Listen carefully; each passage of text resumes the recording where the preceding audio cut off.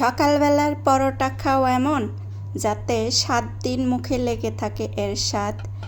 আসসালামু আলাইকুম, কেমন আছো সবাই? এই তো সকালবেলা আমি পরোটা বানাবো আজকে।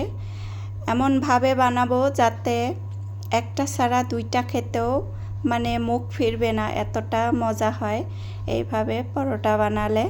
লাচ্চা পরোটা বানানো যে এত সহজ, এত সহজ এইটা আমি আগে জানতাম না। এই তো আমি প্রথমে তো লবণ দিয়ে নিলাম, আমি তারপরে একটু আটার মধ্যে চিনি নিয়ে নিছি 1 চামচ, তারপরে একটু সাদা তেল দিয়ে দিলাম। সাদা তেলটা তো দিতেই হবে পরোটা বানাতে গেলে, যে কোনো কিছুই বানাতে গেলে তো প্রথমে একটু তেল দিলে হাতে আটা মাখানোটা সুন্দর হয় আর কি। আমি নর্মাল পানিটাই রাখছি, এইখানে আমি ভালো করে আটা ময়ান করে নিলাম সুন্দর করে আর কি। তেল দিছি, লবণ, একটুখানি চিনি দিছি আর কি, টেস্টের একটু আর কি অন্যরকম একটা টেস্ট আনার জন্যে। চিনি দিলে এর টেস্টটা একটু অন্যরকম হয় এই জন্যে আর কি। এই তো আমার আটার ডোটা মাখানো হয়ে গেছে, এই তো সুন্দর করে মাখিয়ে নিলাম। এখন এই তো লিচি কেটে নিতেছি, 4টা পরোটা বানাবো আজকে আমি। 4টা পরোটা বানাবো, আমরা মা মেয়েরা দুজনে 2টা করে খাবো আর কি। তার জন্যে সকালবেলায় তো একটুখানি যদি একটু সময় নিয়ে যদি আমরা এরকম একটা নাস্তা তৈরি করি তাহলে কিন্তু মুখে তো আর কিছু ধরবেই না, শুধু মনে চাইবে যে এই পরোটাই খাই। আর একটু পর পরে পরোটা খেতে ইচ্ছা করবে এরকম করে বানাইলে। এই তো আমি আটা লিচি কেটে নিয়েছি, সেখান থেকে একটা নিয়ে তো রুটি বানিয়ে নেব। আর রুটিটা আমি কিভাবে ভাজতেই কি লাচ্চা পরোটার যে ভাজটা এত সহজ এইভাবে আমি আগে জানতাম না, তার জন্য আর কি সবার সাথে একটু শেয়ার করে দিলাম। এই তো আটা একটু মাখিয়ে যদি 5 মিনিট রেখে দেওয়া যায় তাহলে কিন্তু এই তো সুন্দর করে রুটি বানিয়ে নেওয়া যায়। এই তো মেলিয়ে নিলাম আমি রুটিটা, যতখানি পারছি আমি মেলিয়ে নিছি।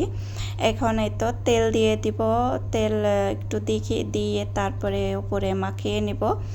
এইখানে আমি অন্য তেল তেল দিয়ে আটা দিয়ে পানি দিয়ে যে একটা মিশ্রণ বানাই ওইটা আর কি আমি বানাই নাই। এই তো আমি একটু রোল আকারে পেঁচিয়ে পেঁচিয়ে নিয়ে আমি তো শেপ দিয়ে দিব এটার আর কি। পরোটা এইভাবেই আমি বানাবো, আর 2টা আর একটু অন্যরকম করে বানাবো আজকে। 2টা পরোটার কাটিংটা, 2টা পরোটার কাটিং একসাথে দেখিয়ে দিব। এই তো যেইভাবে আমি প্রায় পরোটা বানালে আমি প্রায় এইভাবেই বানাই, এটা আমার কাছে অনেকটাই সহজ লাগে, একদম সহজ পদ্ধতি।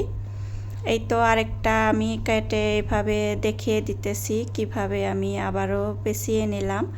এই তো পরপর সব কটা লিচি আমি এইভাবে পরোটার শেপটা দিয়ে রেখে দিব কিছুক্ষণ, তারপরে আর কি পরে বানিয়ে নিব। একটু সময় যদি দেওয়া যায় এই লিচি রেখে দিলে তারপরে সুন্দর বেশি তেমন একটা কষ্ট পেতে হয় না।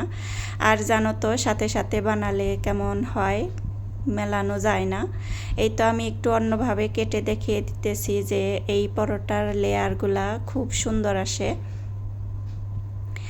এইভাবে কেটে কেটে যদি পরোটা আমরা অল্প করে বানালেও যদি আমরা 4 জন সদস্য থাকি তাহলেও কিন্তু আমরা এভাবে সুন্দরভাবে সবার জন্য এইভাবে আমরা তো পরোটা বানিয়ে দিতে পারি, খেয়ে মজা পাবে আর কি, সকালটা আর কি সুন্দর হবে।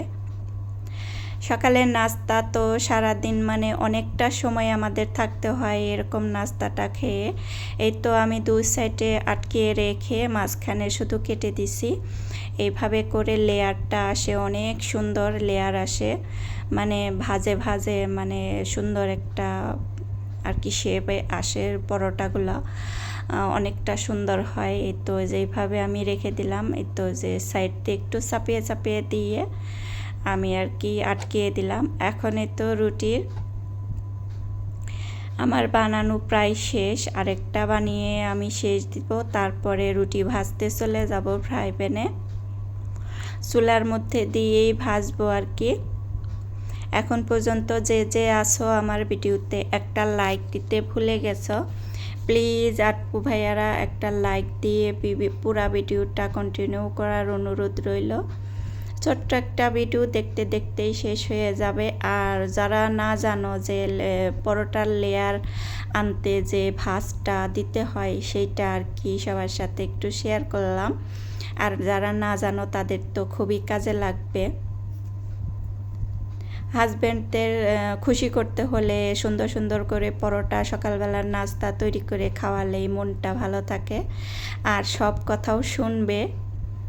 এই তো আমার সব কটাই সুন্দর করে বানানো হয়ে গেছে। এখন আমি তো রুটিগুলা মেলিয়ে তারপরে ভাজতে চলে যাব। আমরা এই তো একটু ঝামেলা মনে করি, এজন্যে কিন্তু কোনো নাস্তা তৈরি করার মধ্যে আসি না। আর গ্রাম অঞ্চলে এখন তো কোনো ভাতের মানে সকালবেলা ভাত রান্না করো, আলু ভর্তা ভাত রান্না করো, ডিম ভাজো, এইসব আর নাই। এই পরোটা খেতে আমার মানে বাসি তরকারি মুরগির মাংস আছে, সেই মুরগির মাংস দিয়েই খেয়ে নেব। এই তো দেখো কতটা সুন্দর, একদম মানে লেয়ার লেয়ার বোঝাই যাইতেছে, একটু ক্যামেরায় কম বোঝা যাইতেছে কিন্তু আমার বেশ ভালো লাগছে, ভাজতেও ভালো লাগছে। আর কি সুন্দরভাবে ভাজা হয়েছে, সুন্দর হয়েছে ভাজাটা। আমার ছেলে পোড়া পোড়া পরোটা ভাজা খুবই পছন্দ করে। তার কথা চিন্তা করতে করতে আমি পুরো মানে সুন্দর করে একটু ভাইজে নিছি। আর কি বাসায় নাই, তারপরও তার কথা মনে পড়লো যে পরোটা পছন্দ করে, যে আমার মেয়েও পছন্দ করে। আর আমার তো কথাই নাই, আমার পরোটা হলে তো ভালোই হয়, সকালবেলাটা জমে যায় আর কি। খুবই ভালো লাগে যদি পরোটা দেখি, যদি সুন্দর একটা নাস্তা দেখি তাহলে তাড়াতাড়ি নাস্তা করতে আসতে ইচ্ছা করে। এই তো আমার ভাজা প্রায় হয়ে গেছে, আমি এভাবে সব কটা পরোটা সুন্দর করে ভেজে নিব। সকালবেলা চুলার কাছে আসতে ইচ্ছা করে না, যদি মন চায় যে না আমি আজকে এইটা দিয়ে নাস্তা করব, তাহলে কিন্তু ঝটপট চলে আসা যায় আর কি, অলসতা লাগে না।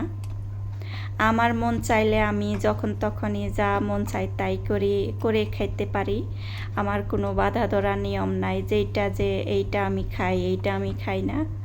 আমি সব ধরনেরই নাস্তা করি আর কি, সকালবেলা যেটা পাই আর কি সকালবেলা সেইটাই দিয়েই নাস্তা করি। সবাই বলবা যে এই তো সুন্দর করে পরোটা ভাজতেছ, আবার বলো যে নানান রকমের আর কি যা থাকে তাই দিয়েই নাস্তা করো আর কি। সুন্দর গৃহিণীরা তো সবটাই খেতে পারে। আর এই তো সুন্দর করে ভেজে নিলাম, ফুলকো ফুলকো পরোটাগুলা সুন্দরই ভাজা হয়েছে, ভালোই লাগলো ভাজতেও, খাইতেও অনেকটাই ভালো লাগছে। এই তো দেখো, এই তো একদম নরম, মানে এই যে লেয়ার লেয়ার যে ভাঁজগুলা একদম ছিঁড়ে ছিঁড়ে আসে, একটু ধরলেই ছুটে ছুটে আসে, একদম নরম হয়েছে।